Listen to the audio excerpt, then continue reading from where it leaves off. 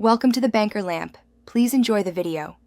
You begin by warming the Activa 5G for 3 to 5 minutes so oil flows, turn the engine off and secure the scooter on center stand. Once positioned, remove the left floorboard panel to access the engine drain bolt and oil fill cap.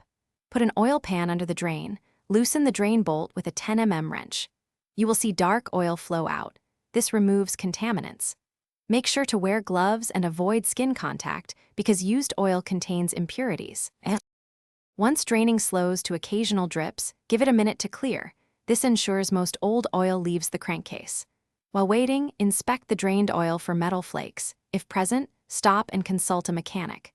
Clean the drain bolt magnet and replace the washer if flattened. Reinstall and snug to specified torque, not over tight. After reassembly of the panel, wipe the area clean so no dirt enters the fill. These steps prevent leaks and contamination before refilling. You now add 0.8 liters of 10W30 engine oil slowly through the fill port using a funnel to prevent spills. Make sure the scooter remains level. Once filled near the mark, start the engine for about 30 seconds to circulate oil, then shut it off and wait a minute before checking the dipstick. If level is low, top to the correct mark. If you see leaks or warning lights, make sure the drain bolt and fill cap are tight and gasket intact. If problem persists, seek professional help. Thanks for watching. If this was helpful, leave a like and consider subscribing. See you next time.